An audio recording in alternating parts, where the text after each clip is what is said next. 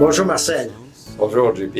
Premièrement, je crois qu'il faut t'introduire. Marcel Lefebvre, tu es diacre dans le diocèse de Sault-Sainte-Marie.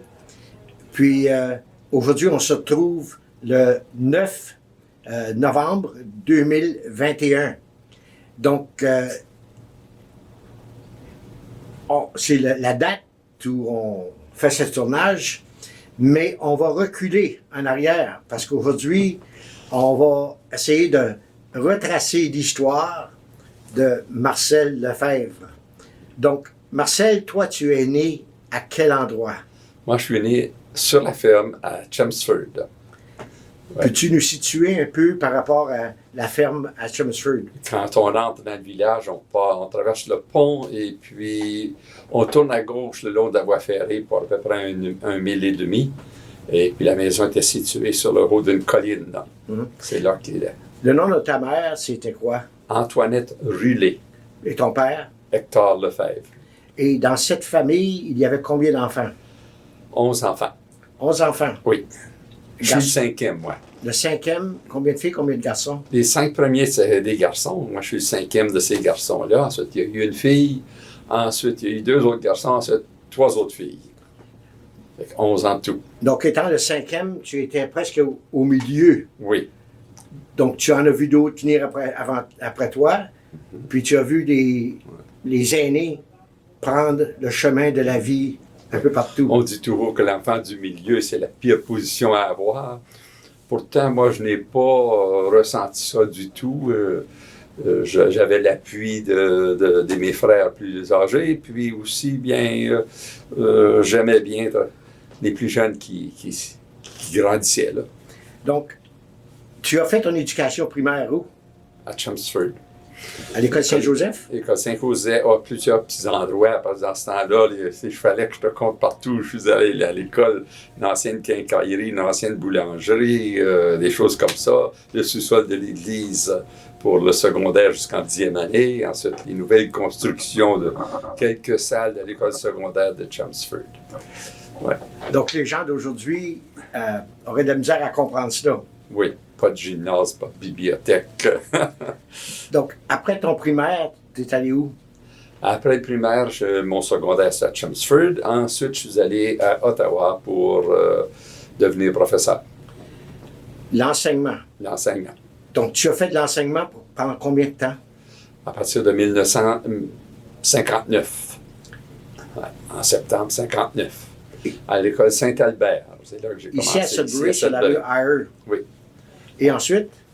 Ensuite, je suis allé on m'a demandé de devenir directeur d'école à peu près après 7 ans et demi d'enseignement à Saint-Albert. Et j'ai été à Saint-Antoine comme directeur. De là, je suis allé enseigner à la formation des maîtres à l'université pendant 3 ans. Ensuite, je suis revenu à la direction de l'école Saint-Augustin pour 12 ans et Saint-Denis pour environ 5 ans. Et les 6 dernières années comme aumônier responsable de l'éducation de la foi au niveau du conseil scolaire. Ça t'amenait à quelle année, là? Ça m'amenait à 85. OK. Donc, pendant tout ce temps-là, à un moment donné, tu as rencontré une jeune demoiselle. Oui. Mais premièrement, je dois dire que mon père était de Chelmsford, mais il a rencontré ma mère à Ottawa. Ah. Un peu comme moi, de Chelmsford, j'ai rencontré Gertrude à Ottawa, mais elle est native de Verner. Qu'est-ce qu'elle faisait à Ottawa? Elle étudiait aussi pour devenir enseignante. Ah! Oui. Et puis, c'est là que je l'ai rencontrée. Et puis, je l'ai trouvé une personne pas mal extraordinaire. Et elle l'est encore aujourd'hui. Donc, Gertrude a enseigné où, elle? À Verner, et, pardon, à Lavigne. À Lavigne. Et les écoles de campagne autour à Lavigne. Ouais. Mais à un moment donné, les fréquentations... Bien, on s'est toujours fréquenté pour 5 ans. Gertrude avait des responsabilités assez particulières parce que elle était adoptée, pas avec des papiers, mais sur une poignée de main, si tu veux, de ce temps-là. Et puis, alors, elle avait la responsabilité de prendre soin de ses parents âgés, très âgés. Parce que j'avais 2 ans quand elle a été prise en élève, comme on dit, par son oncle qui en avait 60. Alors, tu peux t'imaginer qu'elle, rendue adulte, les parents interrogeaient. Et puis, ils sont venus demeurer quand on s'est décidé de se marier, après conversation, puis de voir comment les responsabilités allaient se faire. Ils sont devenus demeurer avec nous autres. Et où étiez-vous à ce moment-là? À Sudbury? Ou À Sudbury. Alors, j'avais loué une maison juste à l'arrière de l'église Saint-Eugène. OK, je me souviens de ce coin-là. À 2 rues vraiment de l'école où Saint-Albert. j'enseignais. Oui. Ouais. C'est En quelle année vous êtes marié? En 63. 1963. Oui. Et de là, vous avez élevé une famille. Oui. J'ai 2 enfants, une fille d'abord, ensuite un garçon. Ma fille est enseignante, mon garçon, lui, il était en commerce et puis il travaille en réfrigération et chauffage. Et les petits-enfants là-dedans? Il y en a 3 filles, 26 ans, 25 ans et 24 ans. Donc, Marcel, toi et Gertrude, à un moment donné, vous avez entrepris des études à ce qu'on appelle l'école de pastorale. Oui. En vue de quoi?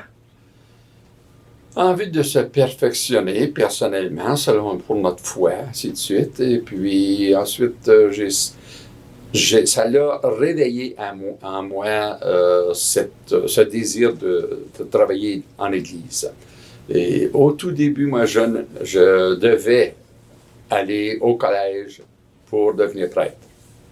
Mais par la force des choses et les responsabilités de famille, suite, mon père était devenu invalide à un moment donné, assez jeune, dans la quarantaine, 49 ans, je pense qu'il avait.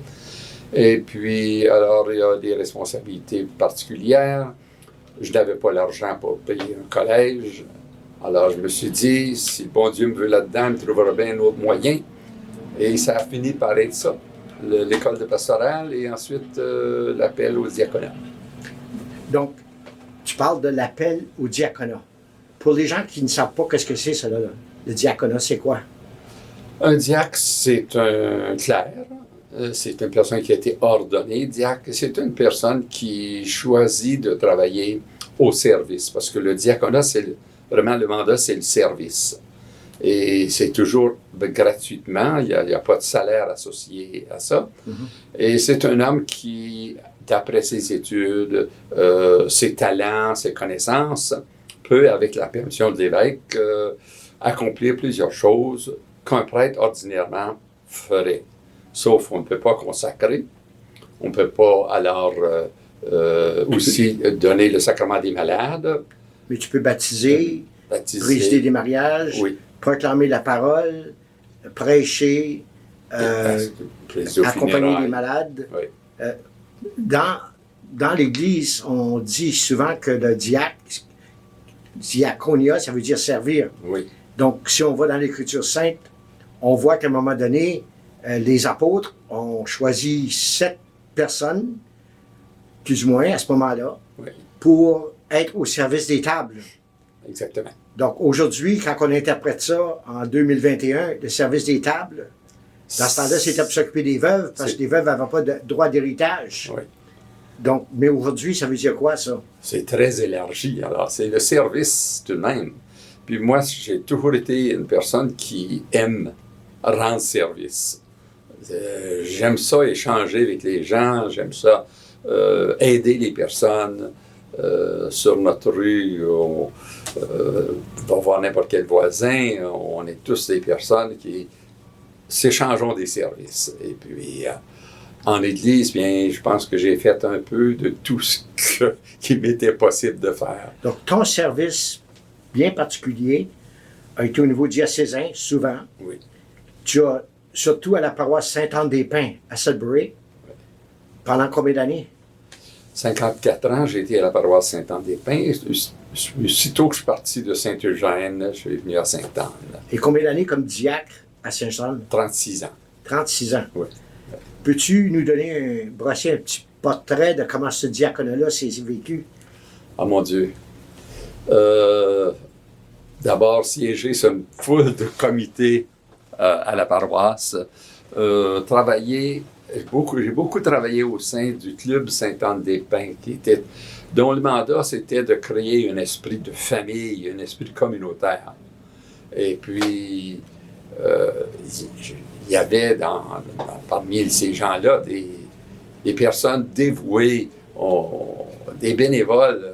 On avait jusqu'à 300 quelques bénévoles pour des services de toutes sortes. C'était de l'animation, c'était vivant, puis ça bougeait. Vous avez créé communauté. On a créé une communauté, oui. Oui. Puis une communauté qui était quand même au service de ceux qui n'étaient pas toujours là. Exactement. Oui. Parce que je suis conscient du fait que toi et Gertrude, vous avez accompagné des familles, des individus ici et là. Ah oui. On est allé dans les familles pour la préparation au baptême. On aimait ça, aller dans la famille. Au lieu de leur demander à eux de se déplacer, nous autres, on se déplaçait. Parce qu'il y a des enfants il y avait des enfants, puis c'est difficile pour les parents. Alors, on allait dans les familles. On a fondé aussi, avec l'aide de deux religieuses, la maison, le foyer Notre-Dame. Oui. Et puis ça, c'était pour aider les gens de la rue. J'ai travaillé beaucoup dans cette maison-là pour faire du plastrage, préparer le milieu. Puis... Peux-tu nous parler un peu du foyer Notre-Dame? Parce que aujourd'hui, on voit tous ces jeunes qui sont sur la rue, qui à ce moment-là avaient quand même une porte de sortie. Oui, il y avait Mme Sarkis qui... elle voyait ces jeunes-là sur la rue, puis elle s'en inquiétait. Puis elle m'a écrit une lettre quand j'étais au conseil scolaire, justement, pour me dire, il faut faire quelque chose. Et les moyens qu'elle avait en tête, on disait, bien, c'est pas possible de faire ça dans les villes aujourd'hui, ici au Canada. Elle était de la France. Elle a même en hiver, les temps froids, fait des genre de barbecue le long du rocher ici sur la rue Sainte-Anne. Et puis... ça a commencé alors à semer l'idée dans l'esprit des gens qu'il fallait faire quelque chose. Et les communautés religieuses se s'appelaient les Sœurs Grises de la Croix. Les sœurs, on les appelait les Sœurs Grises dans ce temps-là. Sœurs de la Charité d'Ottawa. Ont accepté de payer le loyer pour 1 an d'une maison qu'on avait trouvée pour commencer ça. Et Gertrude, avec une amie, était responsable des bénévoles. 24 heures par jour, 7 jours par semaine, 2 à la fois. Il y avait beaucoup de personnes. Et ça a monté un esprit de communauté parmi ce groupe-là, pour aider les jeunes qui étaient sur la rue. Il y a des jeunes de 16 ans en montant qui étaient sur la rue. Fait que ça a continué, ça fonctionne encore aujourd'hui. Et ça, c'était en 72. Donc, le foyer Notre-Dame, aujourd'hui, ça serait quoi? Et ça a changé. Parce que le mandat a changé. On n'a plus de chambres où on accueille les jeunes. Là. La ville a pris ça en main et puis les formats sont différents. Oui. Mais la maison existe encore et puis c'est M. Constantino qui en est le président. Ouais. Ouais. Donc, ça a répondu à ce moment-là, puis ça a une continuité aujourd'hui. Oui. Il fallait que les jeunes retournent à l'école. Fallait que, ou s'ils ne voulaient pas aller à l'école, qu'on les aidait à trouver un emploi à temps plein. Et puis, ils pouvaient demeurer dans la maison tant qu'ils étaient à l'école.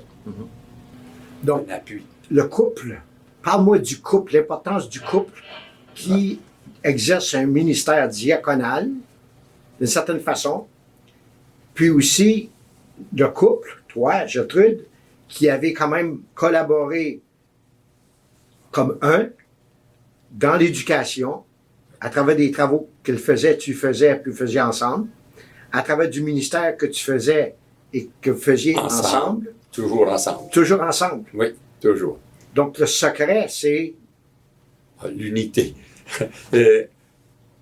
Un diacre marié ne pourrait pas continuer son travail de diaconat s'il n'avait pas une épouse qui était là pour l'appuyer, son bras droit, vraiment.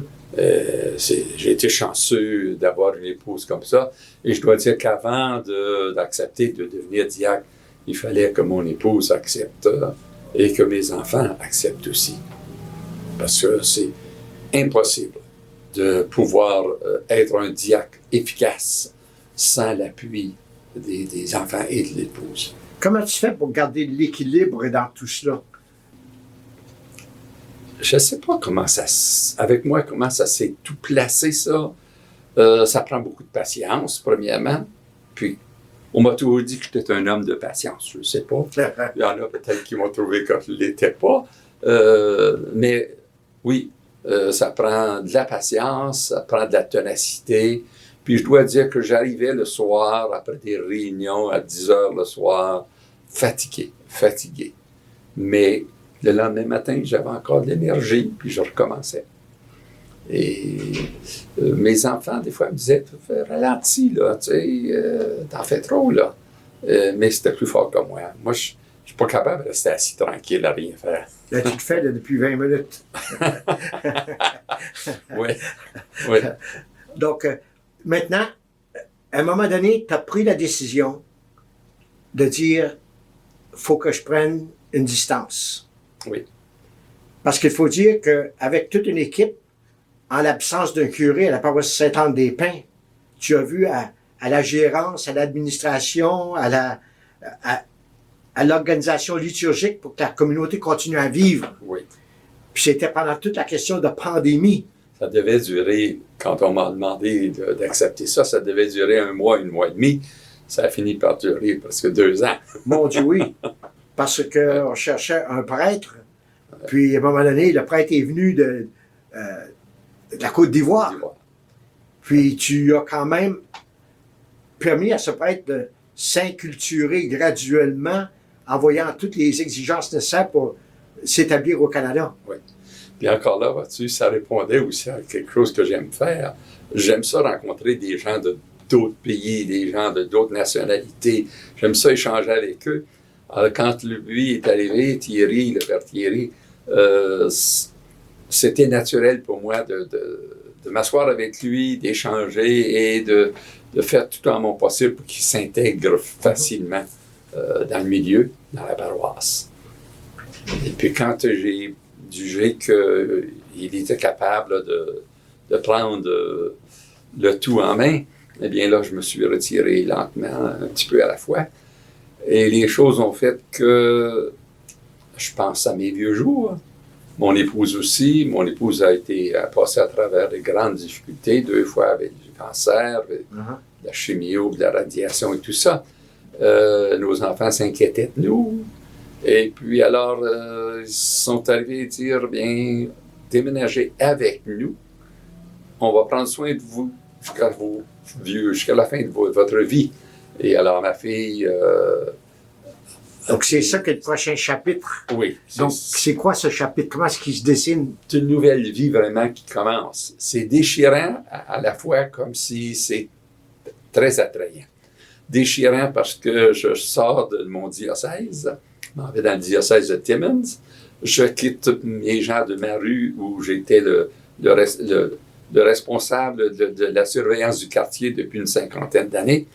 Et ma paroisse, mes amis, et puis je m'en vais commencer une nouvelle vie là, dans le coin de New Lisgar, pardon. C'est presque l'Évangile. Va, vends tous tes biens, suis-moi. Quasiment. Mais c'est déchirant. Mais de l'autre côté, la sécurité qu'on va avoir, j'ai hâte des mois, ça va être bien. Parce que j'ai des frères plus âgés que moi qui voient là, à faire des changements pour leur fin de vie, comme on peut dire, sans déménager, là, sans changer de milieu. Moi, c'est un peu plus radical, je change de milieu. Mais je suis confiant que ça va bien aller. Ma fille et moi, et mon gendre, on a acheté une maison ensemble, une grande maison, et mon fils vient demeurer aussi avec nous.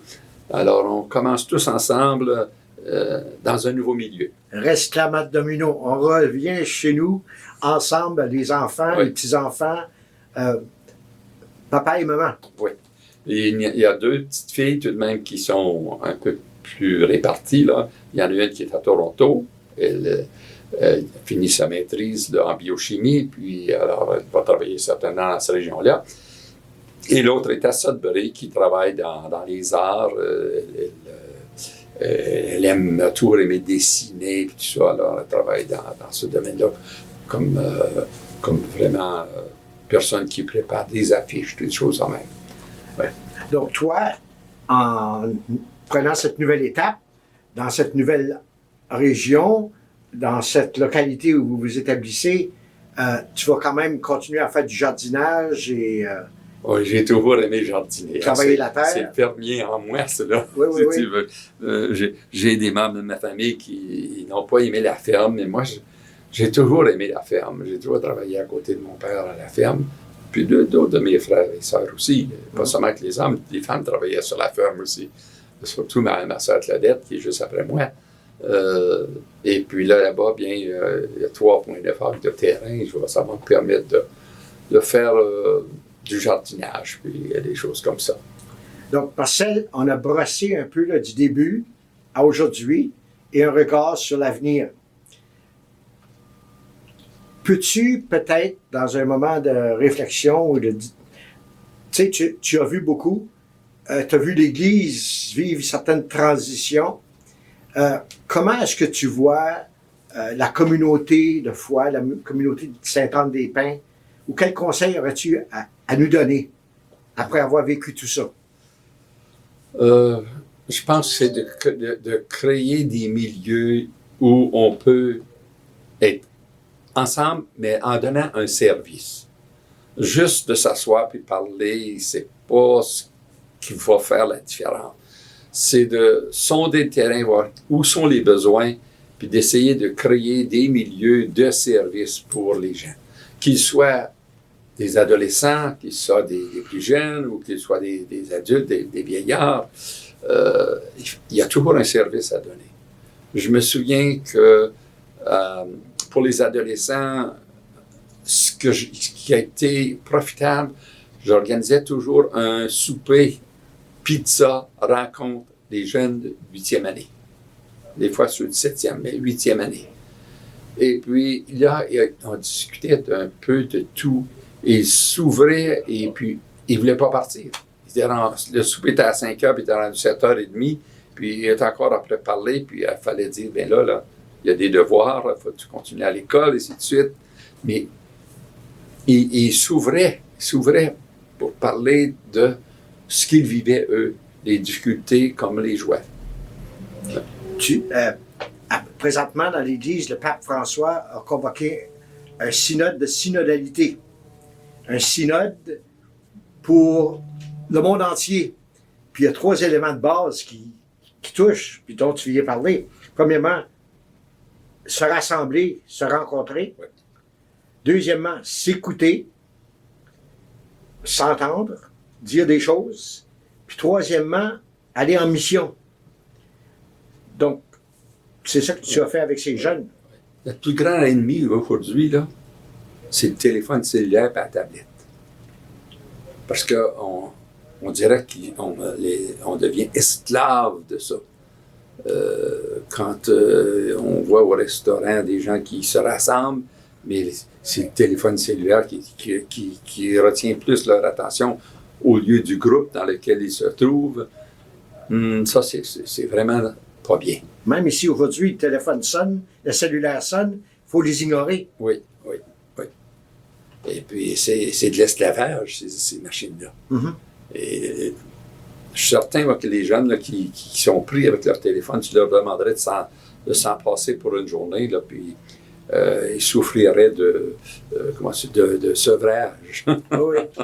C'est une addiction. Oui, c'est une addiction. Mais c'est peut-être ça la retraite d'aujourd'hui. Laisser le téléphone de côté, laisser le cellulaire, laisser la télévision. Ça demande un gros sacrifice parce qu'il faut se retrouver avec soi-même. Oui.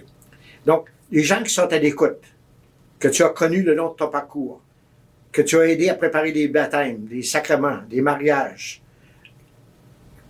quel message d'espérance peut-on leur laisser par rapport à tout ce qu'on vit un peu partout? Comme tu dis, on court de gauche à droite, là, comme une queue de veau. Quel message donner? Vivre dans la simplicité. C'est pas en accumulant des bébelles, comme on dit souvent, qui apporte le bonheur. Vivre dans la simplicité. Vivre en vérité. Si on a quelque chose à dire de quelqu'un, que ce soit du bien. Si on n'a pas de bien à dire, on est mieux de ne pas parler. On l'entend souvent, ça. Je l'ai entendu de mes parents, puis moi, je le répète ici aujourd'hui. aussi essayer de voir le meilleur dans les gens. J'avais fait une session avec mes professeurs à un moment donné parce que il y en a qui disaient « Ah, moi, je ferais ci comme ça. » Puis moi, je ferais ça. Puis ils l'ont pas fait bien fait. Puis la session, je l'ai appelée ça « La fenêtre du moi ». Je me connais même pas moi-même parfaitement. Comment je peux prétendre connaître l'autre? Il faut que je m'arrête pour essayer de me mettre dans les souliers de l'autre, pour comprendre son style de vie, peut-être apporter de l'encouragement, mais pas de la critique. La critique mène nulle part. L'encouragement, c'est positif. Alors, il faut vraiment essayer de vivre ça dans notre vie de tous les jours, puis avoir beaucoup de patience. Donc, Marcel, peux-tu terminer en nous donnant une bénédiction? Certainement. Je vais demander au Seigneur Jésus de veiller sur chacun de tous les téléspectateurs, chacune de nos familles, chacune des familles paroissiales, d'étendre sur eux son amour. Il est amour. Sa compréhension, il l'a déjà. Alors, il faut se confier à lui, demander qu'on ait le courage de se confier à lui, de s'ouvrir à son message d'Évangile pour être capable de le vivre à tous les jours. Alors, avec ça, le Seigneur revient sur nous et il répand sa bénédiction au nom du Père et du Fils et du Saint-Esprit. Amen. Amen. Merci beaucoup. Que Dieu bénisse aussi toi, Gertrude et toute ta famille dans tes nouveaux projets. Merci, JP. Tack ska du ha. Mais pour cela, ne faut-il pas tant de fois apprendre encore à être vrai, apprendre à se connaître, être avant de paraître, s'aimer soi-même comme on est, garder les pieds